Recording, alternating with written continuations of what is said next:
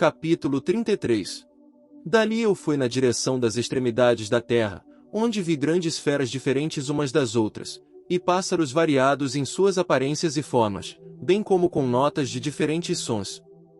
Para a direita destas feras eu percebi as extremidades da terra, onde os céus cessam. Os portões do céu estavam abertos e vi as estrelas celestiais vindo. Eu enumerei-as enquanto procediam do portão e escrevi-as todas, enquanto elas saíam uma por uma, de acordo com seu número. Eu escrevi seus nomes completamente, seus tempos e estações, enquanto o anjo Uriel, que estava comigo, mostrava-as a mim. Ele as mostrou todas a mim, e escrevi uma conta delas. Ele também escreveu para mim seus nomes, seus regulamentos, e suas operações. Capítulo 34. A jornada de Enoque para o norte. Dali eu avancei em direção ao norte, para as extremidades da terra. E ali vi a grande e gloriosa maravilha das extremidades de toda a terra. Vi ali portões celestiais abertos para o céu, 3 dos quais distintamente separados. Os ventos do norte procediam deles, soprando frio, granizo, geada, neve, orvalho e chuva.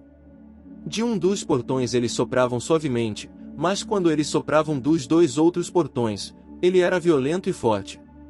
Eles sopravam sobre a terra fortemente. Capítulo 35. Dali eu fui para as extremidades do mundo para o oeste. Ali percebi 3 portões abertos, enquanto eu estava olhando no norte. Os portões e passagens através deles era de igual magnitude. Capítulo 36. A jornada de Enoque para o sul. Então eu segui as extremidades da terra ao sul, onde vi 3 portões abertos para o sul, do qual provinha orvalho, chuva e vento. Dali eu fui para as extremidades do céu oriental, onde vi 3 portões celestiais abertos para o leste, os quais tinham portões menores dentro deles. Através de cada um desses portões menores as estrelas do céu passavam, e passaram para o oeste por um caminho que foi visto por elas, e todo o período de seu aparecimento.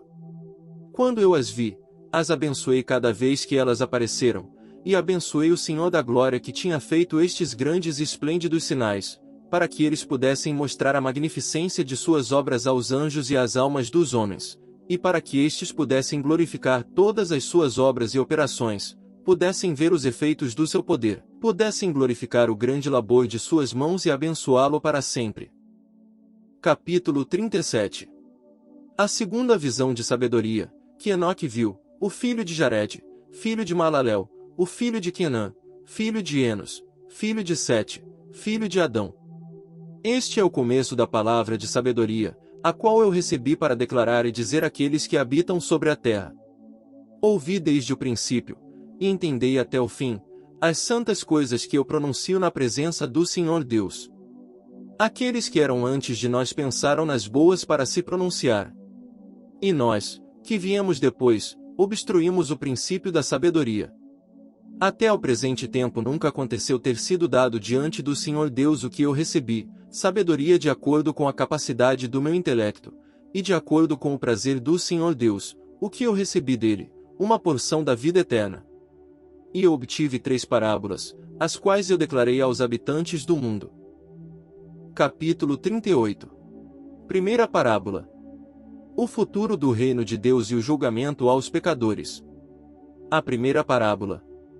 Quando a congregação dos justos for manifestada e os pecadores forem julgados por seus crimes, e forem afligidos à vista do mundo.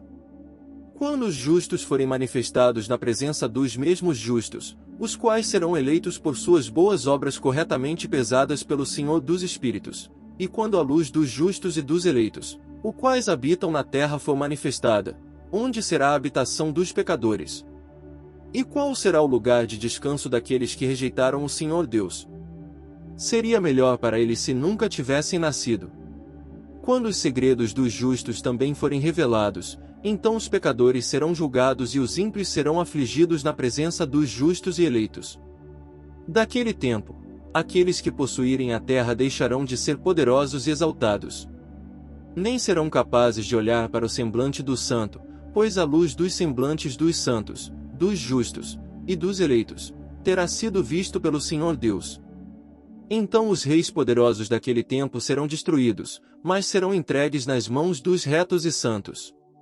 Desde então ninguém obterá compaixão do Senhor Deus, porque suas vidas neste mundo terá sido completada. Capítulo 39. A morada dos justos e os louvores do Santíssimo. Naqueles dias a raça eleita e santa descerá do céu e sua semente estará com os filhos dos homens.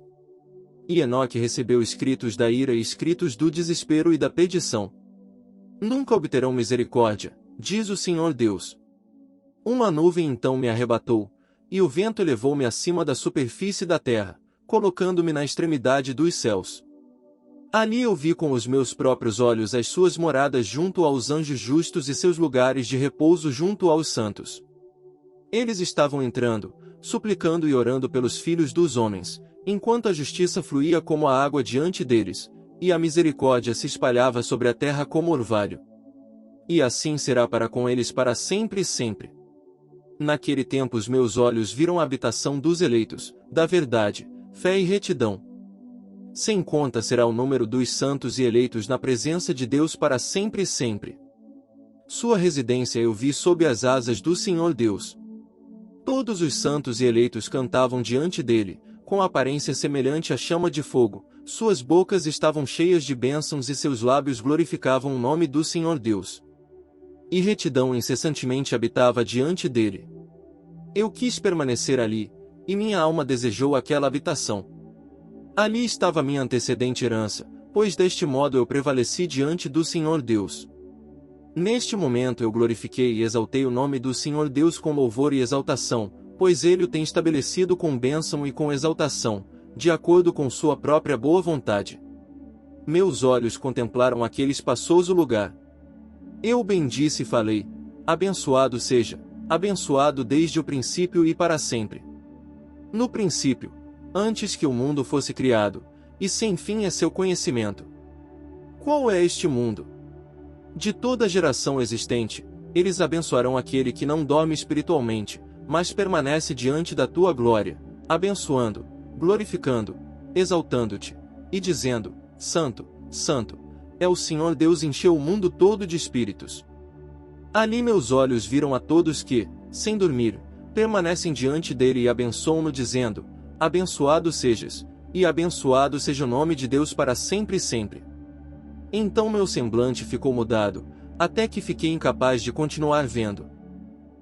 Capítulo 40. Os 4 anjos. Depois disto eu vi milhares de milhares e miríades de miríades, e um número infinito de pessoas em pé, diante do Senhor Deus. Igualmente, nas 4 asas do Senhor Deus, nos 4 lados, percebi outros, ao lado daqueles que estavam em pé diante dele. Seus nomes também eu sei porque o anjo que estava comigo declarou-os a mim, revelando-me toda coisa secreta. Então ouvi as vozes daqueles sobre os 4 lados, magnificando o Senhor da glória. A primeira voz abençoou o Senhor Deus para sempre e sempre. A segunda voz ouvi abençoando ao Messias e aos eleitos que sofrem pela causa do Senhor Deus. A terceira voz eu ouvi pedindo e orando em favor daqueles que habitam sobre a terra, e suplicam no nome do Senhor Deus. A quarta voz eu ouvi expulsando os anjos ímpios, e proibindo-os de entrarem na presença do Senhor Deus para proferirem acusações contra os habitantes da terra. Depois disso eu pedi ao anjo da paz, que prosseguia comigo, para explicar tudo o que estava escondido. Eu disse-lhe: quem são aqueles que eu havia visto nos 4 lados e que palavras eram aquelas que eu havia ouvido escrito? Ele respondeu: o primeiro é o misericordioso, o longânimo, o Santo Miguel. O segundo é aquele que preside sobre todo o sofrimento e toda a aflição dos filhos dos homens, o Santo Rafael. O terceiro, o qual preside sobre tudo o que é poderoso, é Gabriel. E o quarto, o qual preside sobre o arrependimento e a esperança daqueles que herdarão a vida eterna, é Fanuel. Estes são os 4 anjos do Altíssimo Deus e suas 4 vozes, as quais naquele momento eu ouvi. Capítulo 41. Segredos dos fenômenos da natureza e dos luminares. Depois disso eu vi os segredos do céu e do paraíso, de acordo com suas divisões, e das ações humanas enquanto eles pesavam nas embalanças. Vi as habitações dos eleitos e as habitações dos santos. E ali meus olhos viram todos os pecadores que haviam negado o Senhor da glória e como eles foram expelidos dali, e arrastados para fora. Como eles estiveram ali, nenhuma punição procedeu contra eles vinda do Senhor Deus. Ali também meus olhos viram os segredos do raio e do trovão e os segredos dos ventos, como eles são distribuídos quando eles sopram sobre a terra, os segredos dos ventos, do orvalho, e das nuvens. Ali eu vi o lugar de onde eles saem e tornam-se saturados com o pó da terra. Ali eu vi câmaras fechadas de onde se origina a distribuição dos ventos, a câmara do granizo e a câmara da neve, a câmara das nuvens, e a própria nuvem, a qual continuava sobre a terra antes da criação do mundo. Eu vi as câmaras do sol e da lua, e de onde eles saem e para onde voltam, o seu retorno magnífico, e como um tem precedência sobre a outra, a sua rota admirável, e como não transgridem o seu curso, não aumentando nem diminuindo, e como guardam entre si a fidelidade e o juramento pelo qual se comprometeram. Primeiramente avança o sol e segue o seu curso obedecendo à ordem do Senhor Deus, e grande é o seu nome para sempre. Depois eu vi o caminho oculto e o caminho visível da lua, que naquelas paragens segue o seu curso tanto de dia como de noite. Na presença do Senhor Deus, eles se colocam um atrás do outro, agradecendo e louvando sem cessar, para eles o seu agradecimento é o descanso. Pois o sol faz muitos giros, ou para a bênção ou para a maldição, e o caminho da lua é luz para os justos, mas trevas para os pecadores, em nome do Senhor, que separou a luz das trevas, dividiu os espíritos dos homens e fortaleceu os espíritos dos justos em nome da sua justiça. Nenhum anjo nem uma potestade poderia impedir isso, pois foi ele quem estabeleceu para eles todos um juiz, que os julgará na sua presença. Capítulo 42. A morada da sabedoria divina. A sabedoria não encontrou um lugar na terra onde pudesse habitar, sua habitação, portanto está no céu. A sabedoria saiu para habitar entre os filhos dos homens, mas ela não obteve habitação. A sabedoria retornou ao seu lugar e assentou-se no meio dos anjos.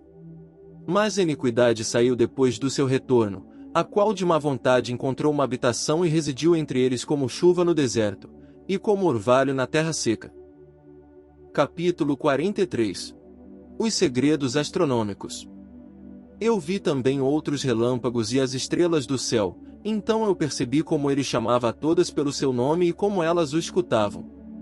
Então eu vi como elas foram pesadas com uma balança justa, segundo a intensidade da sua luz. Vi também a profundidade dos seus espaços e o dia do seu aparecimento, e como a sua órbita provocava raios.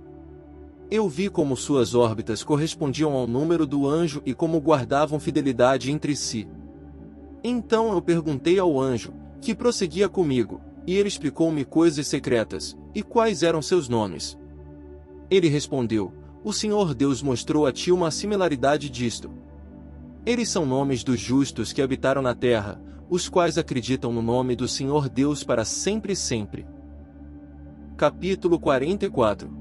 Outra coisa também vi com respeito ao esplendor, que ele sobe por causa das estrelas e torna-se esplendor, sendo incapaz de abandoná-las. Capítulo 45. A segunda parábola. O reino do Messias. Novos céus e nova terra. A segunda parábola, a respeito daqueles que negam o nome da habitação dos santos e do Senhor Deus. Aos céus eles não ascenderão nem virão sobre a terra.